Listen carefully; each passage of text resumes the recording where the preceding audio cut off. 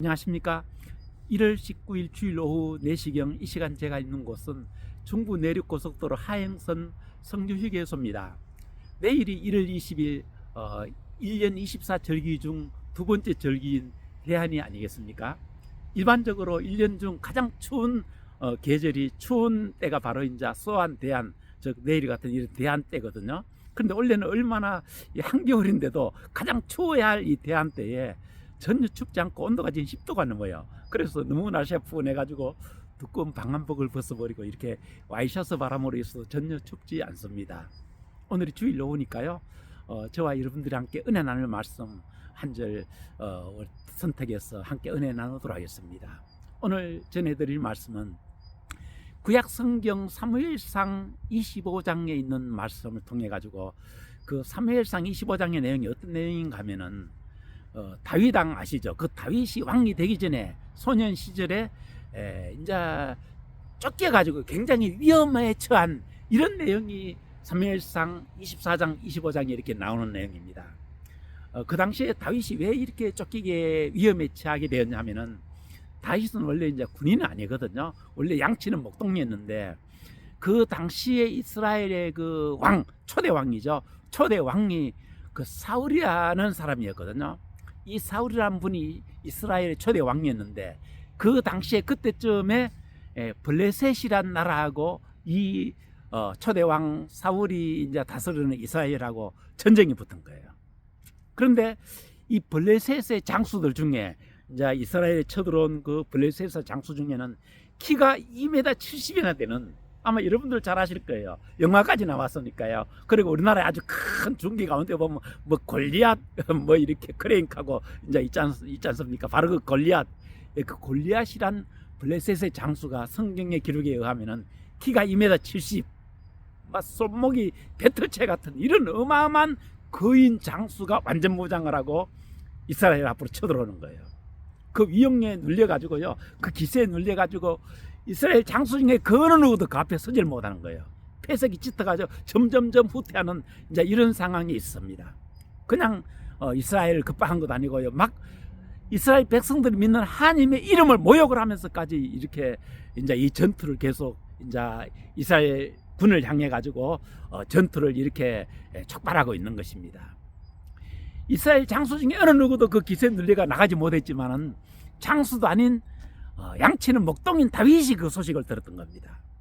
다윗은 아직까지 다 성장하지도 않은 소년이었거든요. 성경에 보면 얼굴이 불거리한 소년이었더라, 이제 이렇게 기록이 있습니다. 그런데 이 다윗이 비록 다 장성하지도 아니했고 군인도 아닌 소년 목동에 불과했지만은 그 다윗에게는 아주 하나님께 대한 특출한 아주 독실한 그런 하나님께 대한 신앙이 있습니다. 이스라엘 군인들이 어느 누구도 그 골리앗 앞에 나가지 못했지만 내라도 나가가지고 여호와 하나님의 이름을 모욕하는 저 골리앗을 내가 물리치리라 하고 사울에게, 그 사울 왕에게 가가지고 제가 저 골리앗을 상대하겠습니다 하고 말했습니다. 네 같은 소년이 어떻게 저 골리앗을 상대하겠느냐고 아스라했습니다. 그러자 이 마음속에 정말 그 하나님께 대한 신앙으로 완전 무장된 이 다윗은 그 엄청난 거인 골리앗이 두려워하지 아니하고 제가 하나님의 이름으로 저 골리앗을 기어이 물리치고 말겠습니다는 어떤 이런 이제 자세로 이제 골리앗과 한판 전투를 벌이게 됩니다. 그때 그 이제 사울 왕이 다윗 소년에게 이제 군복을 입혀줍니다. 근데 군복이 너무너무 큰 거예요. 아직 다 자라지 않은 소년이니까요.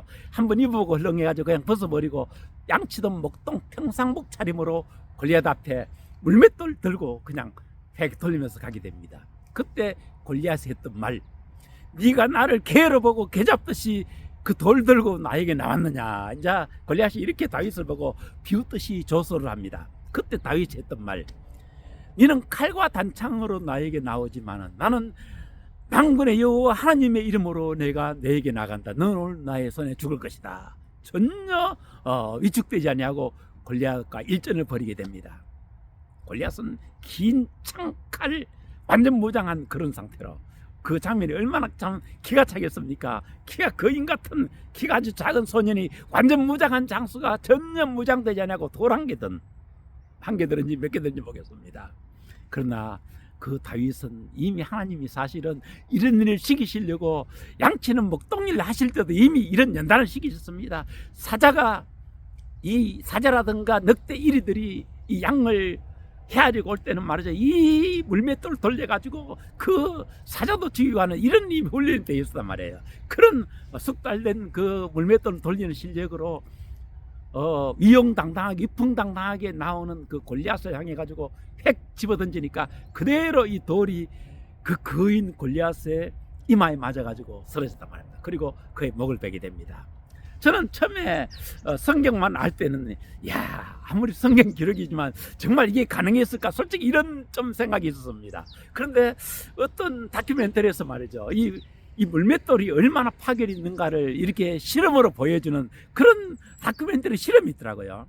어떤 사람이 한참 그 보자기 같은데 돌을 넣어가지고 한참 돌리다가 놔버리니까 이 물맷돌 날아가지고 그 부딪히는 곳에 정말 거의 뭐 기관총 정도의 그런 파괴력이 있더라고요.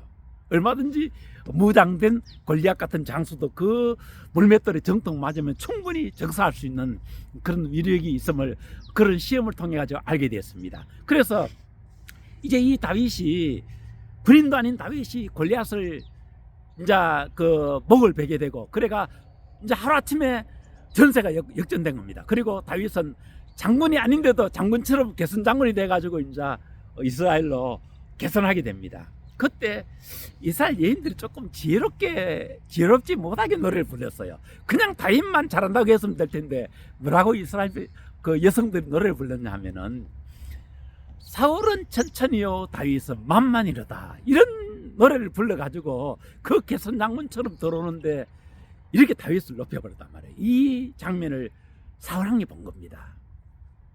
사울왕이 다윗이 그 이스라엘이 상대하지 못하던 골리앗을 쳐부셔 준 건 좋은데 온 이스라엘 백성들이 자기보다 다윗을 10배나 높이는 것을 보고 다윗 저 소년이 장차 나의 왕위를 뺏어갈 인물인가 보다 하는 이런 마음속에 두려움과 시기심이 생기기 시작한 겁니다.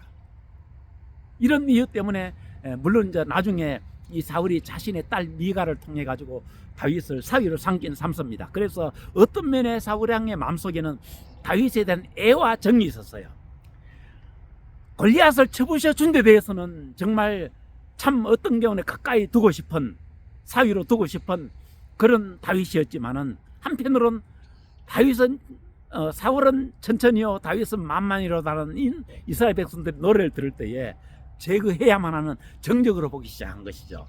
그래서 이게 점점 더 심화되고 난 뒤에 나중에는 본격적으로 다윗을 해치기로 맘먹고 다윗을 추적하기 시작합니다. 바로 그 추적할 때 쫓기면서 다윗이, 오늘 이제 사무엘상 24장 25장의 장면이 바로 이렇게 나오는 것입니다. 그 다윗이 한참 쫓겨가다 보니까 제대로 먹지도 못하고 얼마나 힘들었겠습니까? 그래서 그 우리나라 말로 조금 이상해요. 나발이라는 사람이 상당히 부자였는데 아마 양도 치고 소도 모이고 아마 이랬던 모양이에요. 그래서 이렇게 전쟁 중에 쫓겼으니까 좀 이렇게 먹을 것을 달라고 했나 봅니다. 그때 그 나발이라는 사람이 전혀 그 전쟁 중에 그렇게 쫓기다가 오는 그 어린 소년들에게 먹을 걸 주기는커녕 너가 어디로 또 돌아다니는 정말 주인집에서 탈출한 그런 노예들이냐 막 이런 식으로 비하하면서 비웃었습니다. 그때 다윗이 분노해가지고 그 나발이라는 사람을 죽이려고 했습니다. 그때 그 나발이라는 사람의 부인이 참 현명한 사람이다, 아름답기도 하고 현명한 사람이었는데 다윗에게 가로막았습니다. 내주시여, 어떻게 앞으로 약간 제가 제 그 당시의 상황을 약간 고려해서 약간 제가 첨가합니다. 앞으로 큰일 하실 분께서 어떻게 이런 미련한 제 남편 같은 사람의 몸에 칼을 대가지고 피를 묻히시지 않아이까. 제가 대신 사과드리니 제가 내 주께서 원하시는 물과 떡과 필요한 모든 걸 드리겠습니다 해가지고 이제 그 다윗을 달랩니다. 그러면서 25장 29절에 한 말이 매우 의미 있는 말, 오늘 제가 설교하려고 하는 내용이 바로 이제 이 부분입니다. 내주 왕은 온갖 어려움에 처할지라도 내주 왕의 생명은 내가 믿는 여호와 하나님의 생명사기 안에 쌓여 있기 때문에 어느 누구도 왕을 해치지 못할 것입니다. 다윗의 생명이 여호와 하나님의 생명사기 안에 쌓여 있다는 것입니다. 사실 이 여인은 나중에 이제 다윗의 그 이제 부인이 되기도 합니다. 나중에 물론 다윗의 부인이 여럿이 되긴 합니다만은 결국은 이제 이 나발이라는 사람은 죽게 되고 나중에 이제 이 아비가일은 다윗의 이제 아내가 됩니다.